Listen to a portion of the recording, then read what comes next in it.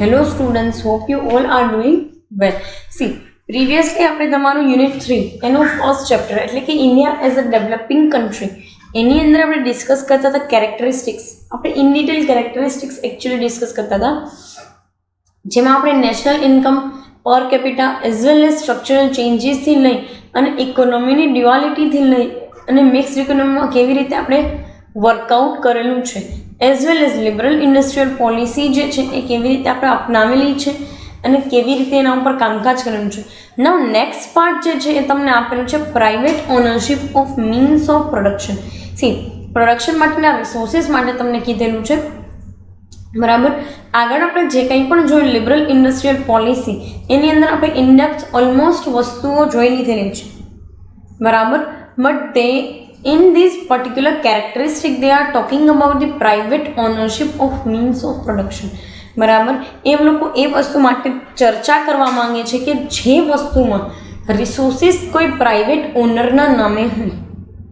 કહેવાનો મતલબ એવો છે કે આજે તમારા પપ્પાનો બિઝનેસ જે છે, બરાબર, એની અંદર રિસોર્સિસ પણ એ પોતે જ લઈ આવ્યા હશે, યસ ઓર નો, અને એ રિસોર્સિસ લઈ આવવા માટે મહેનત પણ એમણે પોતે જ કરેલી હશે, બરાબર. અને એ રિસોર્સિસ જે છે એમાંથી મળતો પ્રોફિટ પણ તમારો પોતાનો જ રહેશે. Fine. So A according to તમને આખો ટોપિક જે છે એ આપેલો છે. શું કહે છે તો કે according to provisions of constitution of India means of production food B private. કહેવાનું તાત્પર્ય એમ છે કે આપણા બંધારણની અંદર જ આ વસ્તુ કહી દીધેલી છે, બરાબર, કે ભાઈ means of production food B private. એટલે કે મીન્સ એટલે કે રિસોર્સિસ. હવે તો તમને મીન્સનો મતલબ ખ્યાલ હોવો જોઈએ, because you people are already studied, you people have already studied this things in your previous semesters or we can say that in your previous curriculum. Fine. So એની અંદર કહે છે કે ભાઈ બંધારણમાં જ એવું કીધેલું છે કે રિસોર્સિસ કોઈ પણ વ્યક્તિના પોતાના પ્રાઇવેટ હોઈ શકે કે પર્સનલ હોઈ શકે. Fine. Therefore in India private sector is quite dominant. કહેવાનો એ લોકોનો મતલબ એમ છે કે જો રિસોર્સિસ પ્રાઇવેટ ઓનરશિપવાળા હોય તો પછી ઇન્ડિયાની અંદર પ્રાઇવેટ સેક્ટર ખૂબ ડોમિનન્ટ હોય, અને છે. શું કામ પ્રાઇવેટ સેક્ટર ડોમિનન્ટ છે? પહેલી વસ્તુ તો તમને છે ને ફેક્ટર્સ ગણાવી લો કે why private sector is dominant. પહેલાં તો ગવર્મેન્ટ જે છે ને એનું મેનેજમેન્ટ પ્રોપર નથી, બરાબર. પ્રિવિયસલી પણ નહોતું ને અત્યારે બી તમે ઘણી જગ્યાએ ગવર્મેન્ટમાં લૂપહોલ્સ જોઈ શકો છો, બરાબર. વાત રહી પ્રોફિટની, તો એ લોકોનો પ્રોફિટ મેકિંગનો મોટિવ ક્યારેય હોતો જ નથી. They are always concern about the welfare of people. So જ્યારે તમે પ્રોફિટ મોટિવ માટે નથી જતા અને વેલફેર માટે જાઓ છો એટલે તમારા થોડાક ગોલ્સ જે છે એની પ્રોડક્ટિવિટી ઓછી હોય. Then comes to resources. So traditional and outdated resources and techniques. Then comes to labour, not at all skilled labours. Then comes to marketing activity. There is no any kind of marketing activity prevailing in the, we can say that the public sector environment. Yes or no? જ્યારે આની સામે આપણે private sector, પ્રાઇવેટવાળાને ચાલો માની લઈએ કે private ઓનરશિપવાળાને compare કરીએ તો પહેલી વસ્તુ તો પ્રોફિટ મેકિંગનો મોટિવ, બીજી વસ્તુ there is no any kind of lower quality or anything, કારણ કે કોમ્પિટિશનમાં ટકવું છે. Then comes to good marketing activity and good competitive or comparative advantage is there. Then comes to, we can say that the particular goodness of their own resources and then their own labors. They have some skilled labors and working pattern is completely technology, latest technology oriented. Then comes to management of stock and all this things. તો આવા પોઈન્ટ્સને આપણે discuss કરીએ ને એ રીતે જોવા જઈએ તો જ્યારે કોઈ વ્યક્તિના પોતાના પર્સનલ રિસોર્સિસ હોય ને, પર્સનલ એટલે કે માની લો કે પ્રાઇવેટ રિસોર્સિસ પોતે લઈ આવેલા, પોતે મૂડી રોકેલા રિસોર્સિસ હોય ને, નો ડાઉટ એક વસ્તુ તમને કહી દઉં કે પ્રાઇવેટ લિમિટેડ કંપની પણ શેર્સ જે છે એ ઇસ્યુ કરી શકે છે, નો ડાઉટ. એમાં લેવાવાળા બહુ ઓછા હોય અને 50 કરતાં વધારે શેર હોલ્ડર્સ હોય નહીં, દેટ યુ પીપલ નો.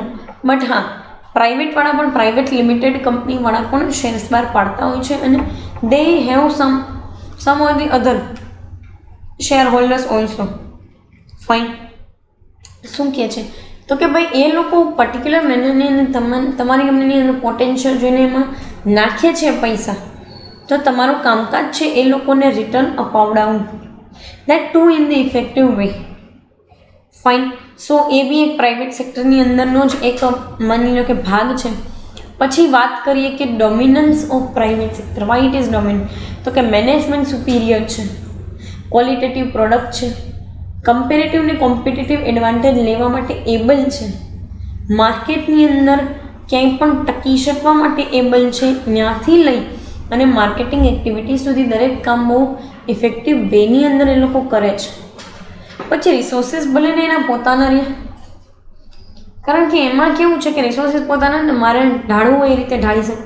હવે મારી બોલપેન છે, મારી પાસે મારી પોતાની બોલપેન છે, એનું ઢાંકણું હું તોડી નાખું તો મને કોઈ કાંઈ ન કહે, પણ બીજાની બોલપેન હોય ને એનું ઢાંકણું તોડી નાખું તો કહે કે ભાઈ આ શું?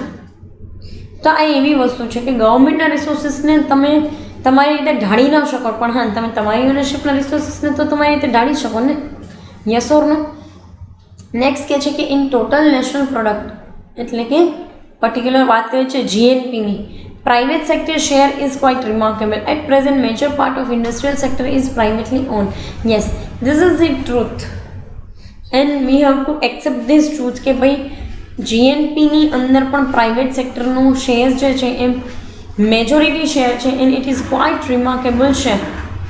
પ્રેઝન્ટલી પણ મેજર પાર્ટ ઇન્ડસ્ટ્રીયલ સેક્ટરનો તમે જો જોવા જાઓ તો પ્રાઇવેટલી ઓન છે, એટલે કે પ્રાઇવેટ સેક્ટરના હાથમાં છે. શું કામ આપણી કન્ટ્રી આટલું બધું ગ્રોથ શું કામ કર્યું?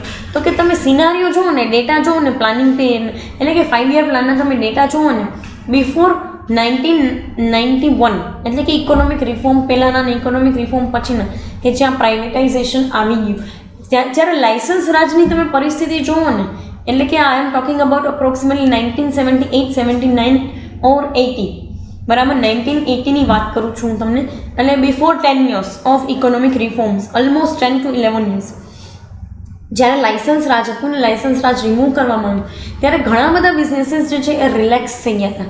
But still licence Raj remove કરવાથી એવું તો સાબિત નહોતું થતું ને કે પ્રાઇવેટલી ઓન જેટલી પણ કંપની છે કે પ્રાઇવેટ રિસોર્સિસવાળા જેટલા પણ લોકો છે અંદર આવી શકશે બિઝનેસ એક્ટિવિટીની અંદર ઓર ઇન્ડસ્ટ્રીની અંદર. ના, એવું બિલકુલ સાબિત થયું નહીં.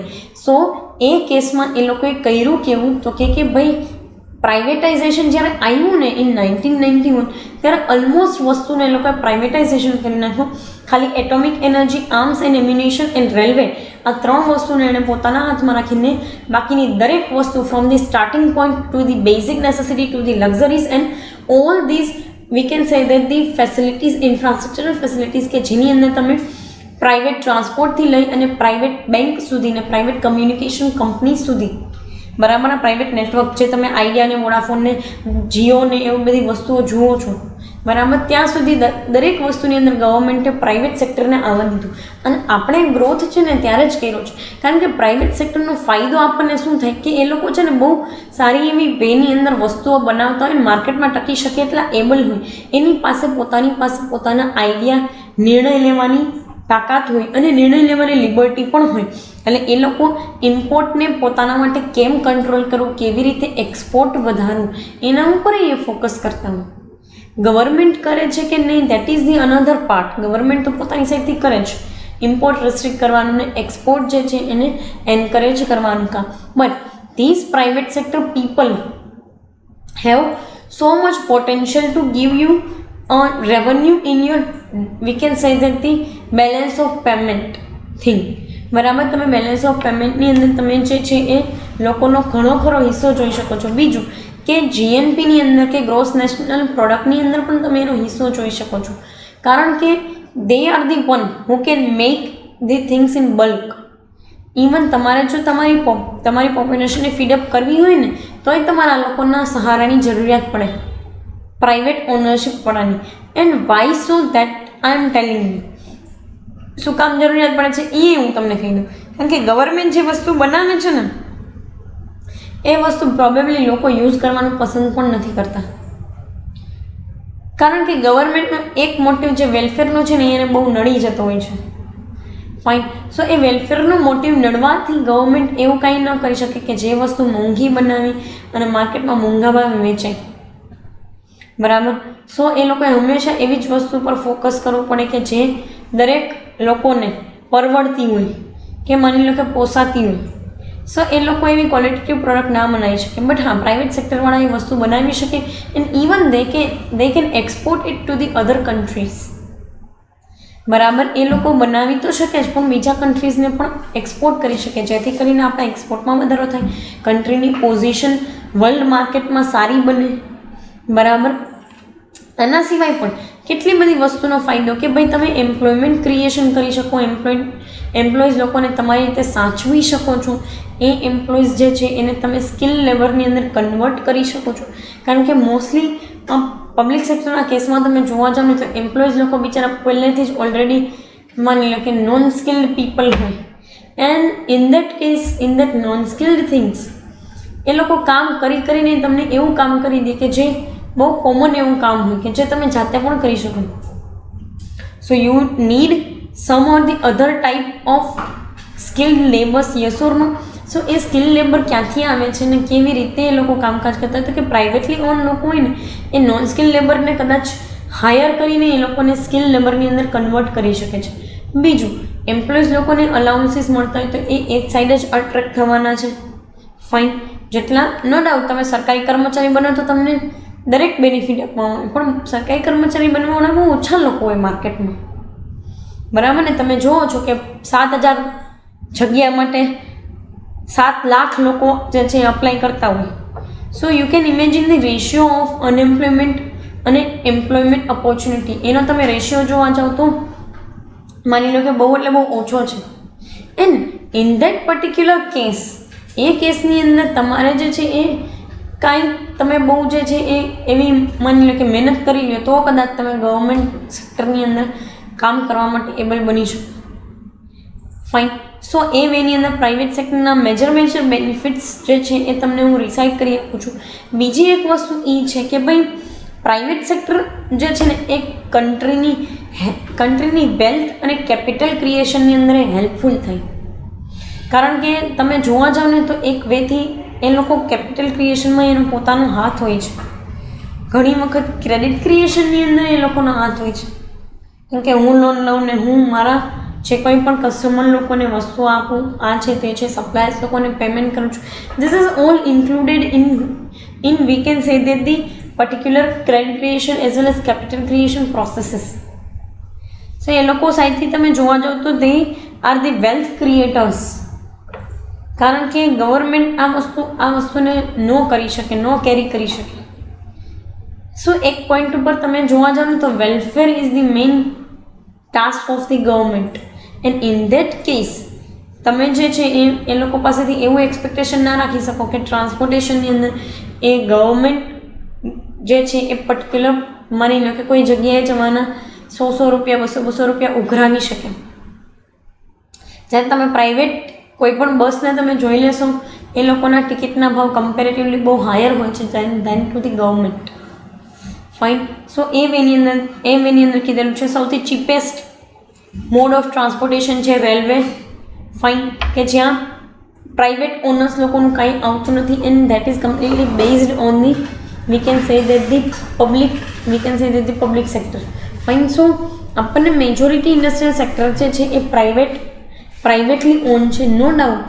એની અંદર ખાલી તમે એટોમિક એનર્જી અને આર્મ્સ એન્ડ એમ્યુનિશનના કેસમાં જોવા જાઓ તો એ જ ખાલી ગવર્મેન્ટના હાથમાં છે અને બાકી રેલવે. ફાઇન. બાકી બધી જગ્યાએ પ્રાઇવેટલી ઓન વસ્તુઓ આવી ગઈ છે તો ઓબ્વિયસલી એ લોકો સારા પેરામીટર્સ ઉપર જ કામ કરશે અને એ વેની અંદર તમે જો જોવા જાઓ તો એ લોકોનો હિસ્સો પણ બહુ સારો હોય છે. આ મેનરમાં એ લોકોનો હિસ્સો સારો હોય. એક વસ્તુ એ છે કે એનું મેનેજમેન્ટ બહુ એફિશિયન્ટ છે, ડિસિઝન મેકિંગ પાવર બહુ સારો છે. મારા રિસોર્સિસ મારી પાસે જ મારા હાથમાં જ રહે છે એટલે હું એને ચાહું એ પ્રમાણે ઢાળી શકું છું. હું માર્કેટની અંદર પ્રાઇસ અથવા તો સપ્લાય જે છે એને પણ મેનિપ્યુલેટ કરી શકું છું એઝ અ પ્રાઇવેટ ઓનર. હું ડિમાન્ડને પણ મેનિપ્યુલેટ કરી શકું છું. Fine. So these things completely we can say that they based on particular managerial skill and inherent skill. Last તમને કહે છે કે new economic policy and industrial policy indicate that the private sector will be still more dominant in future. ભાઈ economic policy અને industrial policy એવું indicate કરે છે કે ભાઈ પ્રાઇવેટ સેક્ટર યુનિટ જે છે બરાબર, અથવા તો પ્રાઇવેટ સેક્ટર યુનિટ્સ જે છે એ હજુ પણ માર્કેટની અંદર આના કરતાં પણ વધારે ડોમિનન્ટ હશે ફ્યુચરમાં. તમને એમ થાય કે મેડમ આના કરતાં પણ વધારે ડોમિનન્ટ શું કામ હશે? તો કે આપણે જે છે એ એક ટાઈમ પિરિયડ એવું આવશે કે ભાઈ પ્રાઇવેટલી ઓન્ડ કંપનીઝ જે છે એ જ દરેક વસ્તુ ચલાવતી હોય. અને તમને ખ્યાલ જ હશે, તમે માર્કેટની અંદર એવી ર્યુમર્સ પણ સાંભળેલી હશે માર્કેટમાં કે ભાઈ ટાટાએ એમ કીધું કે રેલવે મારે ખરીદવું છે, અને રિલાયન્સવાળાએ એમ કીધું કે રેલવે મારે ખરીદવું છે. So ya that is the true thing. They both are the working on the parameters કે ભાઈ કેવી રીતે આપણું રેલવે ઇમ્પ્રૂવ થઈ શકે એમ છે. પણ ગવર્મેન્ટ બધી વસ્તુ તો પ્રાઇવેટ ઓનરશિપની અંદર ન આપી શકે ને, કારણ કે ક્યાંક તો એવું હોવું જોઈએ ને કે જ્યાં માની લો કે બિલો પોવર્ટી લાઇનથી લઈ અને રિચેસ્ટ પીપલ સુધી બધા જે છે એ એક જ મોડ ઓફ ટ્રાન્સપોર્ટનો યુઝ કરી શકતા હોય. સો એ વસ્તુ તો ઠીક છે કે ગવર્મેન્ટ રેલવે તો કદાચ નહીં આપી શકે, બટ હા પ્રાઇવેટ સેક્ટર ફ્યુચરની અંદર ડોમિનન્ટ જરૂર હશે. અને એની પાછળનું રીઝન છે આટલું વધતું જતું એક્સપોર્ટ. તમને જાણીને આશ્ચર્ય થશે કે we are the highest exporter of paracetamol even in this paracetamol tablets even in this pandemic situation. આપણે કેટલા બધા દેશોને કેટલી બધી ટેબ્લેટ્સ બનાવીને એક્સપોર્ટ કરેલી છે. એકમાત્ર ઇન્ડિયા એવું ઇમર્જિંગ કન્ટ્રી હતું આખા વર્લ્ડની અંદર આ પેન્ડેમિક સિચ્યુએશનમાં કે જે જેનું એક્સપોર્ટ એકચ્યુઅલમાં ચાલુ હતું. ભલે નો ડાઉટ એ જરૂરિયાતની વસ્તુ માટેનું જ ચાલુ હતું, પણ ચાલુ હતું. Fine. And we have exported those paracetamol tablets like anything. So જોવાની વસ્તુ એ છે કે આ બધું પ્રાઇવેટ ફાર્માસ્યુટિકલ્સ જે છે એની જ એક દેન કહી શકાય ને. આટલું બધું જો આપણે ગવર્મેન્ટ પાસેથી એક્સપેક્ટ કર્યું હોત તો એ ક્યારેય ના કરી શકત. And that is true in sense. Fine. So એમ જોવા જઈએ, એ પ્રમાણે જોવા જઈએ તો હજુ તો માર્કેટની અંદર આપણે ઘણા બધા વસ્તુ માટે એફર્ટ્સ કરીએ છીએ જેના વિશે તમને કદાચ ખ્યાલ નહીં હોય. તમને ખબર નથી કે એલન મસ્ક બરાબર, એલન મસ્કે જે છે એ એક ગીગા પાવર પ્રોજેક્ટ જે છે એ બીજા કન્ટ્રીઝની અંદર લોન્ચ કરેલો છે. આપણે નરેન્દ્ર મોદીએ એલન મસ્ક જોડે વાત પણ કરેલી હતી, but due to the environmental condition એની પાછળ તો આપણી ઇન્ડસ્ટ્રીઝ લોકો જે છે એ જવાબદાર છે. અને બીજું કે આપણે જે પ્રમાણે જંગલોને વૃક્ષોને કાપીએ છીએ એ પ્રમાણે આપણી એન્વાયરમેન્ટલ કન્ડિશન જે છે એ બહુ સારી નથી. બીજી એક વસ્તુ કે એની પાછળનું રીઝન એક એ પણ છે કે વી આર ધી પોપ્યુલસ કન્ટ્રી, અને પોપ્યુલસ કન્ટ્રીની અંદર તમે એવી એક્સપેક્ટેશન પણ ન રાખી શકો. Fine. So giga power project is the long way, but we can say that કે આપણે એ વસ્તુ ઉપર ફોકસ તો કરીએ જ છીએ. ટેકનોલોજીકલી એડવાન્સમેન્ટ લઈ આવવાથી મને દરેક વસ્તુ જે છે એ પ્રાઇવેટ સેક્ટર જ એની ઉપર એફર્ટ્સ કરે છે. કારણ કે ગવર્મેન્ટ એફર્ટ કરવા જાય તો પછી જે લોકો અંડર પ્રિવિલેજ છે એને તો સ્થળાંતર કરી દેવું પડે બીજા એવા નાના નાના કન્ટ્રીઝની અંદર કે જે લોકો ઓલરેડી અંડર ડેવલપ છે, કારણ કે એની પાસે પોતાનું અસ્તિત્વ જ નથી. પોતાનું અસ્તિત્વ ટકાવી રાખવા માટે કંઈ જે કાંઈ પણ વસ્તુની જરૂરિયાત છે નહીં.